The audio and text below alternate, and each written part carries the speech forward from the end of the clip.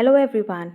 आज हम लोग करने जा रहे हैं KVS PRT 2018 के इंग्लिश के क्वेश्चंस, जनरल इंग्लिश के क्वेश्चंस जो बहुत इंपॉर्टेंट हैं एग्ज़ाम पॉइंट ऑफ व्यू से, क्योंकि इसी टाइप के क्वेश्चंस KVS हर साल पूछता है। अब जनरल इंग्लिश KVS के पेपर में सेक्शन ए में कंपलसरी होती है, आपको अटेम्प्ट करनी ही होती है। ठीक है, तो देखते हैं किस तरह के क्वेश्चंस KVS ने पूछे हैं। जनरल इंग्लिश का फर्स्ट क्वेश्चन है 2018 का, choose the word most nearly opposite in meaning to the given word fact. जो ऑप्शंस हमें दिए गए हैं वो कुछ इस तरह हैं: fiction, imagination, reality and lie. अब इसमें से फिक्शन हो सकता है, इमेजिनेशन का क्या मीनिंग होता है? इमेजिनेशन होता है कुछ सोचना। रियलिटी का मतलब होता है जो तथ्य हो, और लाई यानी झूठ। तो इमेजिनेशन रियलिटी तो नहीं हो सकते, क्योंकि फैक्ट और रियलिटी सेम है। इमेजिनेशन को सोचना, ठीक है। लाई हो सकता है ऑपोजिट, और फिक्शन भी, पर क्योंकि हमें बेस्ट नियरेस्ट ऑप्शन चूज़ करना है तो हम लोग फिक्शन को चूज़ करते हैं। अब हम लोग अपने सेकंड क्वेश्चन पे आते हैं। हमारा सेकंड क्वेश्चन है, complete the following sentences by using the correct form of the verb with the help of options that follow.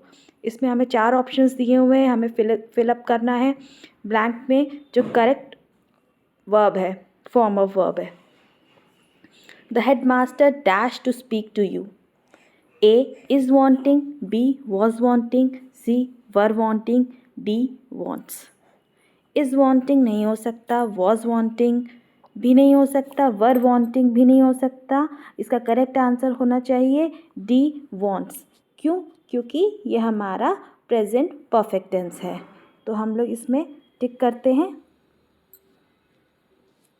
wants को।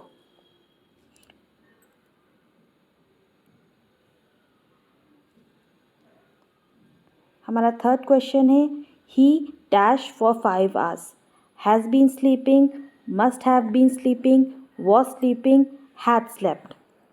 तो यहाँ पे भी हमें परफेक्ट टेंस यूज़ करना है, तो हम लोग इसमें से परफेक्ट टेंस वाले ऑप्शन देखते हैं। वॉज स्लीपिंग नहीं होगा, has been sleeping is the best answer, तो हम लोग ए टिक करते हैं। He has been sleeping for 5 hours।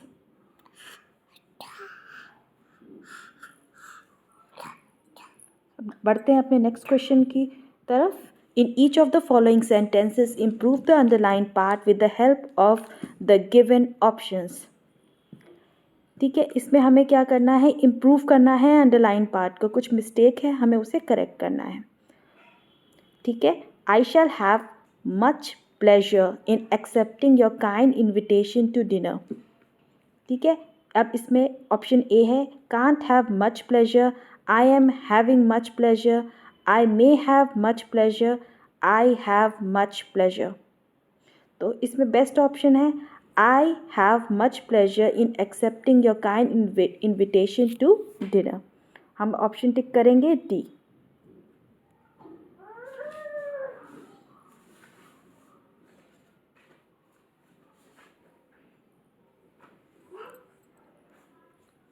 Question number 5 की तरफ बढ़ते हैं। क्वेश्चन KVS में जनरली इसी टाइप के क्वेश्चंस पूछे जाते हैं, तो हमें बहुत ज़्यादा परेशान होने की नीड नहीं है। जनरल इंग्लिश ही आता है, बहुत इजी क्वेश्चंस होते हैं। हमें बस अपनी ग्रामर, टेंसेस का ध्यान रखना होता है। थोड़ा बहुत एंटोनिम्स सिनोनिम्स पूछे जाते हैं। ये एक बहुत स्कोरिंग सेक्शन होता है, आप इसमें 10 out of 10 स्कोर करके अपना KVS का स्कोर एनहांस कर सकते हैं। ठीक है, अब इसी के साथ हम लोग ना 5th क्वेश्चन देखते हैं। No sooner did the police arrive than the robbers made good their escape. अब इसमें हमें करेक्शन करना है। No sooner did the police arrived, तो कुछ मिस्टेक है इसमें। ऑप्शंस देखते हैं क्या क्या दिए गए हैं। A, no sooner when the police arrived, no sooner did the police arrive, no sooner the police arrived, no sooner had the police arrive. तो इस पे करेक्ट ऑप्शन होगा no sooner had the police arrived. जल्दी से बताइए आपको क्या लगता है इसका करेक्ट आंसर क्या होना चाहिए? No sooner did the police arrive पे मिस्टेक यहाँ पे इसका वर्ब फॉर्म है, ठीक है। तो यहाँ पे अराइव नहीं होना चाहिए। नो सूनर के साथ कभी पास्ट टेंस नहीं आता। तो हम लोग इसमें से देखते हैं पास्ट टेंस किस किस में। 3 में पास्ट टेंस है, तो ये 3 ऑप्शन नहीं हो सकते हैं। बचा option B, no sooner did the police arrive. तो हम लोग टिक करेंगे इस ऑप्शन को। हम लोग जाते हैं इस ऑप्शन के साथ।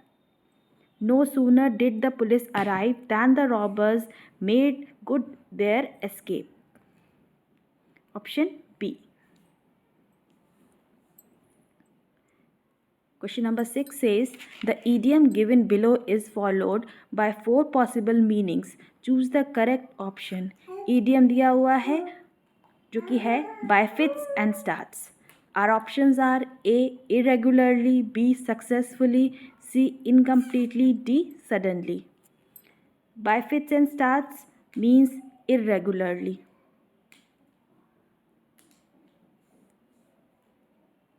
पढ़ते हैं अपने नेक्स्ट क्वेश्चन की तरफ। In the following sentence out of the given alternative choose the one which best expresses the meaning of the underlined word. हमें बेस्ट ऑप्शन चूज़ करना है 4 ऑप्शंस में से जो इस वर्ड का मीनिंग बताता है। His performance in the office is quite superficial, ठीक है। तो हमें सुपरफिशियल का मीनिंग देखना है कौन सा यहाँ पे फिट होता है।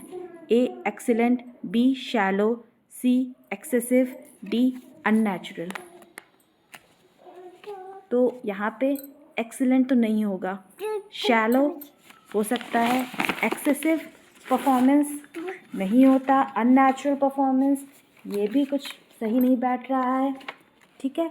देखो सुपरफिशियल का मतलब होता है एग्जिस्टिंग और occurring which is not deep और इंटेलेक्चुअल, और शैलो का मतलब भी वही होता है lacking depth in of intellect और नॉलेज। शैलो यानी जिसमें लैक हो डेप्थ की और नॉलेज की, इंटेलिजेंस की।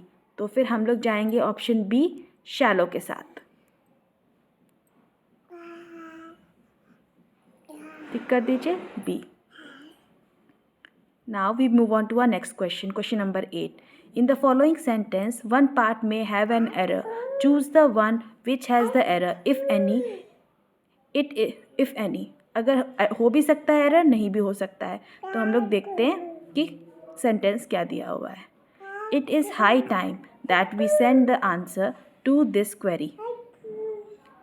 हमारे ऑप्शंस हैं A, B, C, D, ठीक है। It is high time that we send the answer to this query. इसमें मिस्टेक पार्ट बी में लग रही है। It is high time that we send, तो डैट यहाँ पे इनअप्रोप्रिएट है, अननेसेसरी पुट किया गया हुआ है, और सेंड की जगह सेंड होना चाहिए क्योंकि हमें पास्ट टेंस में बात कर रहे हैं। तो हम लोग यहाँ पे मिस्टेक टिक करेंगे बी पार्ट पे। तो इसका आंसर हो जाएगा option B.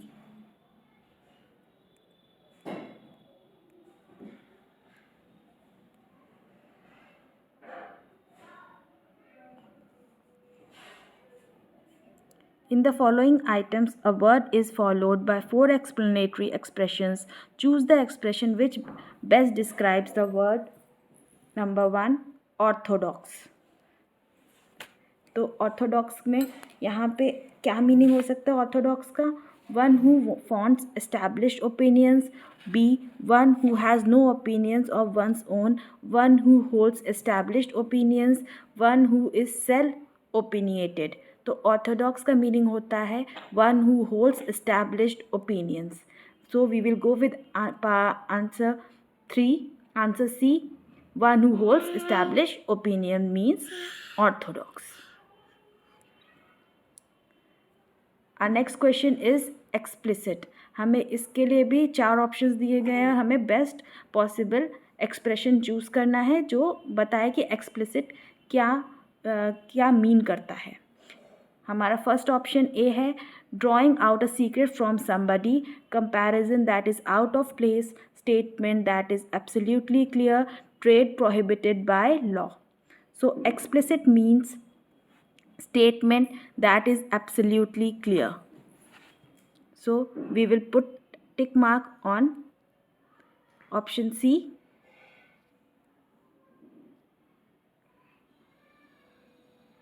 With this, we come to an end of this session. Thank you for watching.